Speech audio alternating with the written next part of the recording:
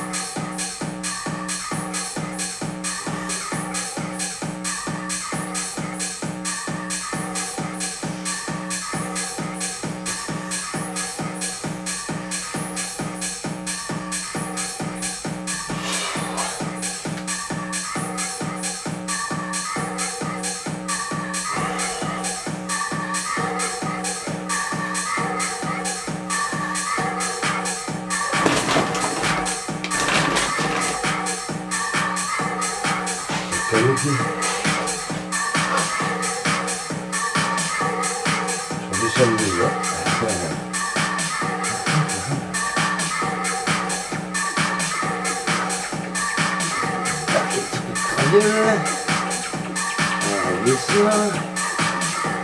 L'écartement parfait.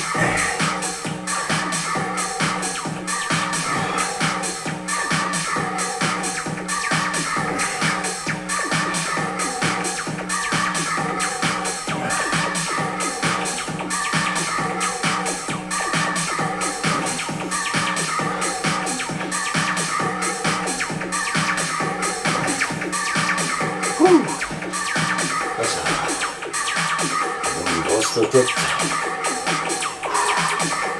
C'est parti ici. L'asternal aussi. L'asternal, mais juste les deltoïdes antérieurs qui sont très bien étirés. Les deltoïdes antérieurs avec les dips. Donc, meilleur étirement du deltoïde, meilleure contraction du deltoïde. On va parler un petit peu quand même. Bon, j'ai rien prévu du tout, hein. J'ai sorti la cam depuis 10 ans maintenant. Mais bon, je me suis lancé dans la musique. J'ai fait des tonnes et des tonnes de morceaux. Là, je vais tout publier la totale, progressivement. Et ben, j'ai jamais arrêté la muscu, hein. J'ai fait plein de choses, plein de choses, d'écriture. Donc de ce fait-là, j'ai délaissé mon blog un petit peu, c'est normal. Mais j'ai toujours refait quelques articles. Bon, j'ai eu 50 ans, donc à 50 ans, ça fait un titre quand même. On se pose plein de questions. Mais on a souvent réponse à ces questions. Enfin voilà quoi. Comme le dirait Arnold Schwarzenegger, I'll be back.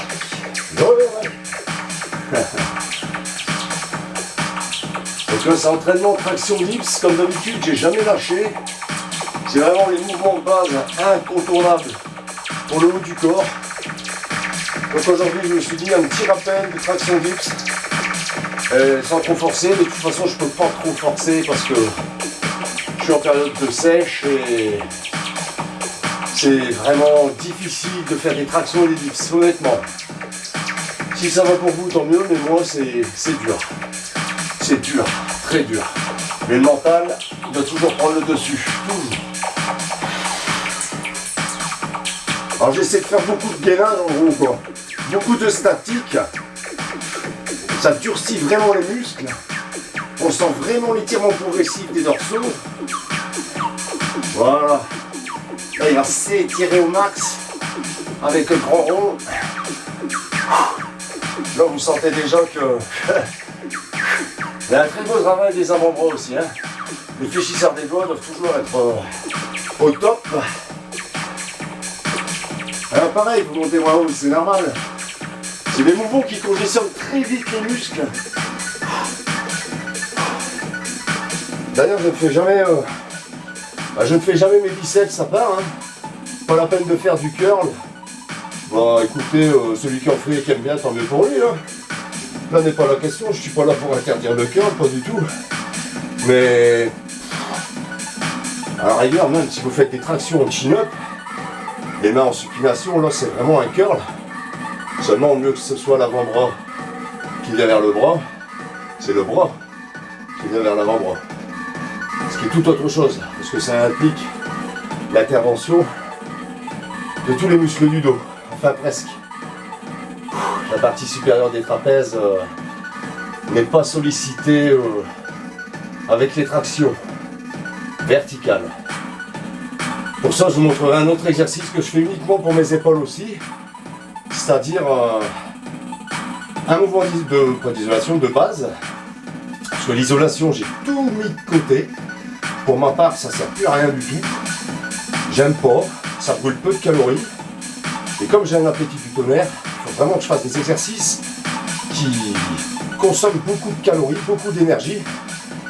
Et voilà quoi, ça vous fait gagner du temps parce que disons que votre entraînement est, par exemple là je fais pec torso, moi j'en ai fait, disons que j'en fais le lundi, le mercredi et le vendredi maintenant. Je laisse 48 heures, c'est vraiment le minimum pour me récupérer. Là en fait, je les ai fait hier, mais bon, j'avais envie de faire un petit rappel tranquille, sans forcer. Pardon. Ça c'est la cigarette, hein, oui, toujours. J'ai toujours pas réussi à arrêter complètement, mais bon, ça va venir. Je ne perds jamais espoir et il n'est jamais trop tard pour bien faire. Donc voilà quoi, pas d'isolation, de la base, des entraînements courts et surtout le travail du cœur. C'est hyper important parce que si c'est pour être bourré de muscles, se taper un 100 mètres et être complètement HS, ça vaut vraiment pas le coup. Enfin, chacun fait ce qu'il veut après, c'est lui qui n'a pas envie de courir, enfin je me comprends. Chacun est libre de faire ce qu'il veut, c'est pas ça que je veux dire, mais pour ma part, non, j'en vois pas l'utilité. D'ailleurs j'ai même arrêté de courir là parce que je courais 30 minutes tous les matins. Au profit, à la place, j'ai mis la marche tonique et j'ai plus de courbatures musculaires dans les mollets qu'en courant. Et c'est logique, parce que quand on court, on est dans l'élan. Tandis que quand on marche et qu'on part bien le talon en avant et la pointe du pied vers l'arrière et qu'on se concentre sur les mollets quand on marche, on les sent beaucoup mieux travailler. C'est comme les fessiers, quand vous courez, ils ne travaillent pas tant que ça en fait. Par contre, quand vous marchez, il n'y a pas l'élan. L'effort musculaire se fait beaucoup plus naturellement. Je vous expliquerai ça dans un article à l'occasion. Là, c'est une petite vidéo de retour, 10 ans après. Ouais, ça n'a pas changé de mon côté. Hein. Je suis toujours resté le même dans la vie et dans le sport. Voilà, j'ai jamais lâché et je lâcherai jamais hein, tant que mon physique le permet. On y va.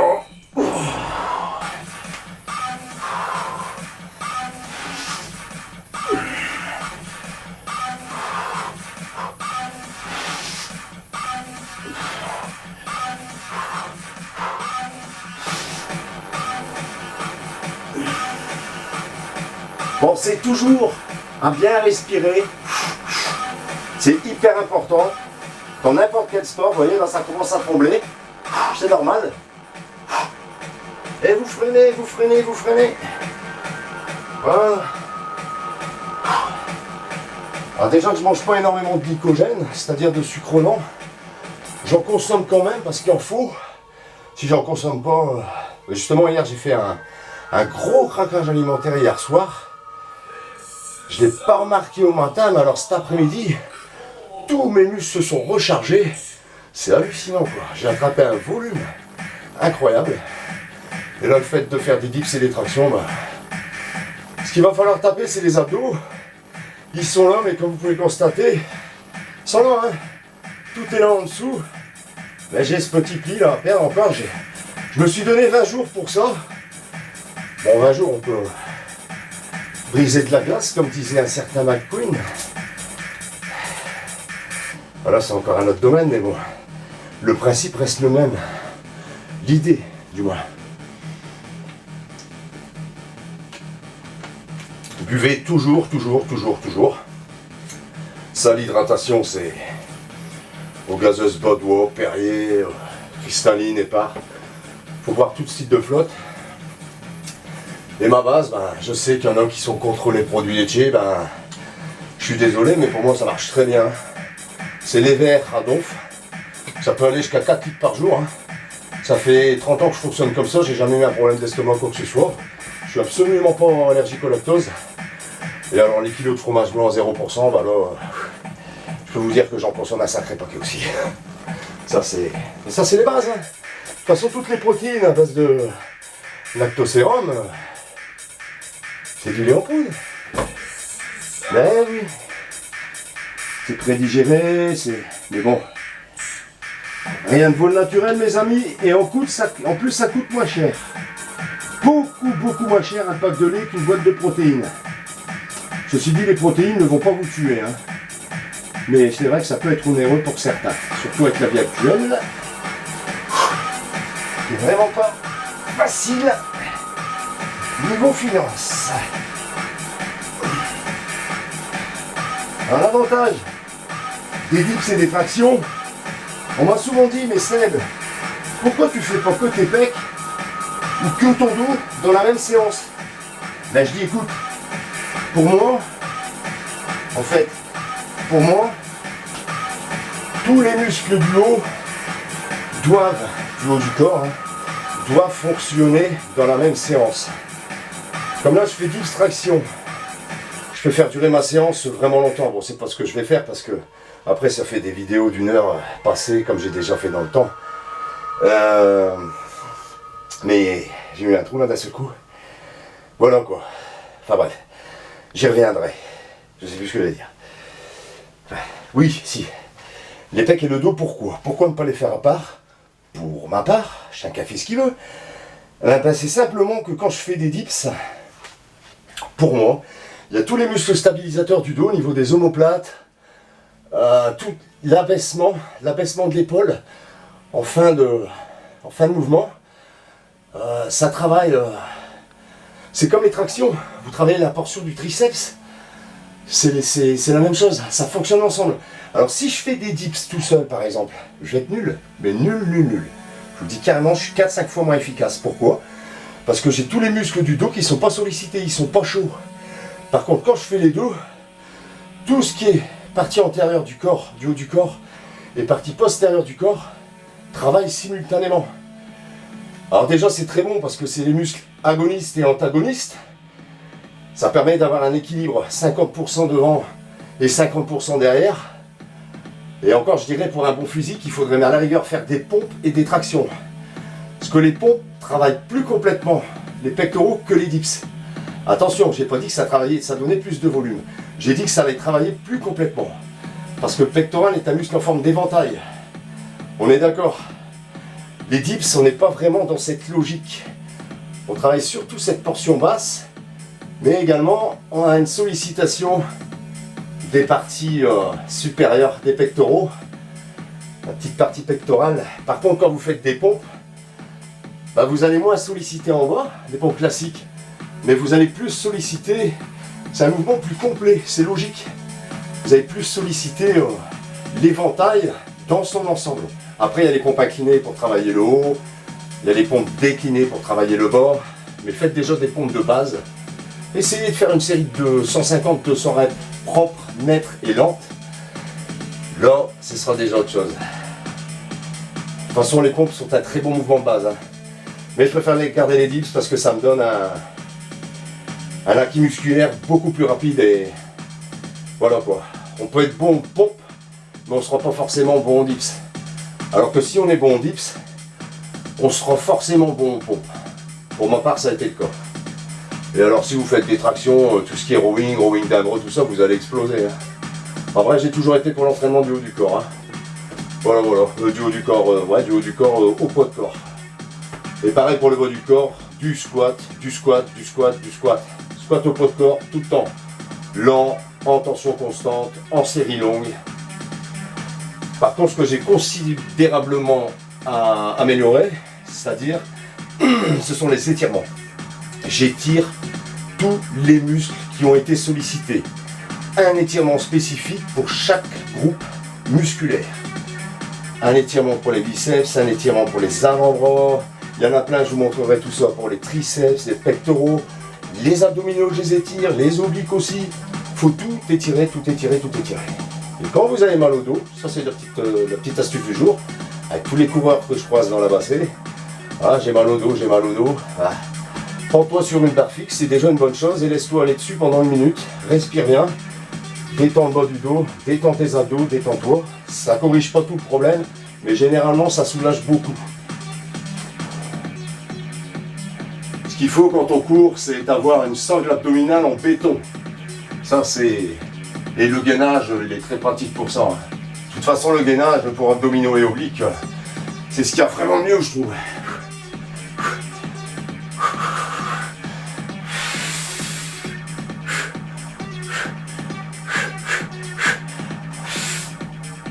Bon, ben là, je n'ai pas arboré du tout le même physique qu'il y a 10 ans. Ce sera beaucoup... Comment dire ? Beaucoup plus body fitness, entre le body et le fitness, tout simplement. Body, diminutif de bodybuilding, et fitness, comme le fitness et toutes ses variantes, parce que les variantes du fitness sont très nombreuses. Celle que j'ai préférée, c'est le body pump. Ça, le body, il manque d'air ici déjà. J'ai pas entraîné, j'ai coupé vite. Le body pump, c'est excellent. Voilà. Pour conclure ça, je vais faire une série de dips. Et je vais aller prendre mes kleps après. Pour oxygéner le corps et marcher un petit peu. Et ben, je suis déjà bien congestionné quoi. Je sais pas si on peut bien voir au niveau du dos, parce que j'ai très peu de place ici. Mais normalement, ça devrait sortir pas mal. Voilà, comme je vous dis, je me donne encore 20 jours, hein, 20 jours. Mais là, ça va être 20 jours très intenses pour moi. Surtout au niveau de la diète, alors que je mange déjà très peu. Hein. Je compte même pas mes calories, mais... Et j'ai des petits secrets alimentaires. Enfin, ça, je peux vous les donner vite fait. Quand vous êtes en sèche, vous avez toujours envie de sucre. Ne vous privez surtout pas d'un carré de chocolat le matin et le soir. Chocolat noir, riche en cacao, 100% ça existe. Ne vous privez surtout pas du jus de citron dans 50 centilitres d'eau tiède le matin. Bourré de vitamines, excellent nettoyeur purificateur. Le miel, une cuillère, même à soupe, le matin et le soir. C'est antiseptique, c'est... Le plus important pour moi actuellement, c'est la tartine de pain complet, une cuillère à soupe d'huile d'olive, la bonne huile d'olive, hein, la première pression à froid, etc., etc. Enfin, l'huile d'olive, ça reste de l'huile d'olive, on va dire, on va pas se prendre la tête non plus, je fais pas de compétition. Et vous prenez une bonne grosse gousse d'ail, vous la coupez en morceaux, vous repliez ça et vous mangez la tartine à l'huile d'olive et avec de l'ail. Matin, attention la copine avec la laine, lavez vos dents, midi et soir. Ça aide vraiment à sécher, à couper l'appétit, c'est radical. Et alors c'est bon pour les artères, pour les veines, allez voir sur internet tout simplement, allez voir sur Doctissimo par exemple, les vertus de l'ail, les vertus du miel, les vertus du chocolat, sans oublier bien évidemment le thé vert, sous toutes ses coutures, parce que du thé vert, il y en a. Là j'ai acheté un pack de thé vert, c'est du thé vert avec ceci, avec des arômes, c'est excellent, il faut varier, parce qu'à force le thé vert, ça peut devenir aussi un petit peu ragoûtant. Bon, thé vert pareil, hein, matin, midi, soir, n'en abusez pas, c'est pas la peine, il fera son travail. Et il y en a un que j'ai oublié dans l'histoire, l'ail, le miel, le citron, le thé vert, le chocolat, non c'est ça. Et bien évidemment, ça vous le savez tous, je vous laisse deviner, c'est les poulets complets. Voilà. Il y a mon charcutier qui comprendra.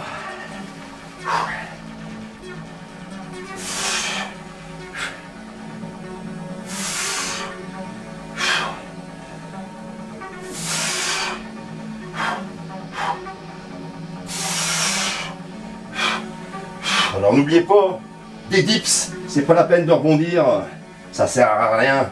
Un mouvement se doit d'être contrôlé, toujours contrôlé, que ce soit dans la phase positive ou négative. Vous voyez ici, je suis vraiment obligé de faire de la place. Hein. Avant, je m'entraînais dans mon grenier, l'inconvénient c'est qu'il faisait très chaud l'été, mais j'avais de la place. Tandis qu'ici, on manque très vite d'air. Donc les vidéos seront toujours courtes, je vous le garantis. Et j'ai très peu de place alors que j'ai tout rangé comme je pouvais. Je suis en appartement, donc j'ai quand même la chance d'avoir un cellier. Je ne peux pas me permettre de travailler dans l'appartement parce que je ne suis pas seul. J'ai mes 2 chiens, enfin, ils sont assez turbulents, c'est des beagles, donc voilà quoi.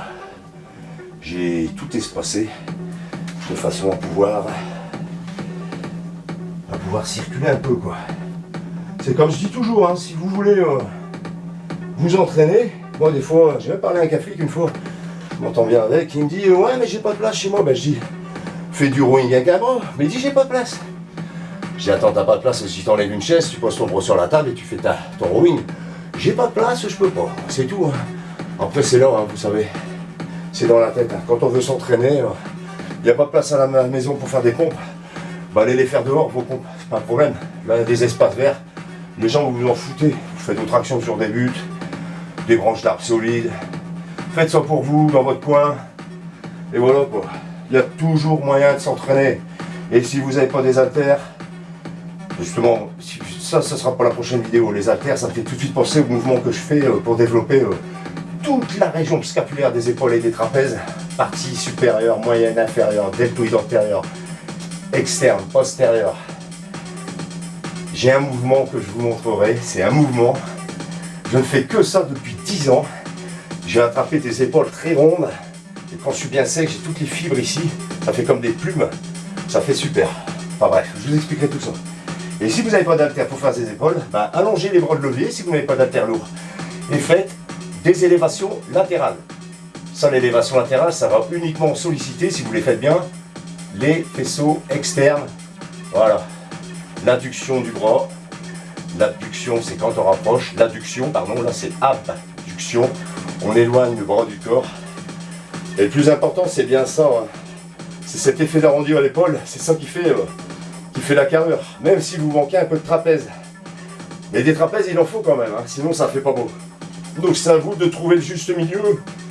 Mais de toute façon, sachez bien que si vous faites des élévations latérales, vous solliciterez debout. Hein. Parce qu'après, il y a d'autres variantes couchées, on ne sollicite pas les trapèzes.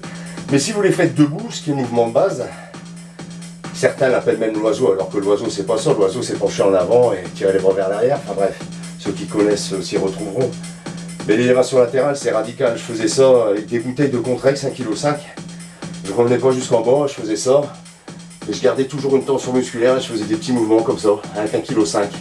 Mon Dieu, mon Dieu, mon Dieu. On dit toujours à partir du moment où vous sentez votre muscle tirer, travailler, c'est que c'est bon. Le poids, comme je l'ai dit depuis des années, le poids n'est qu'un outil. L'exécution de l'exercice est tout autre. Voilà. Pour la musique, il n'y a pas de problème, parce que c'est la mienne, donc niveau de droit d'auteur, il n'y aura plus de soucis. Bon, après, ce qu'il faut revoir, c'est la qualité de la vidéo. Ça, je m'en fous. Le principal, c'est qu'on entend bien les explications. Voilà pourquoi je ne mets pas la musique trop fort. Et puis revenir tout doucement dans le bain sur YouTube, on verra bien ce que ça donne.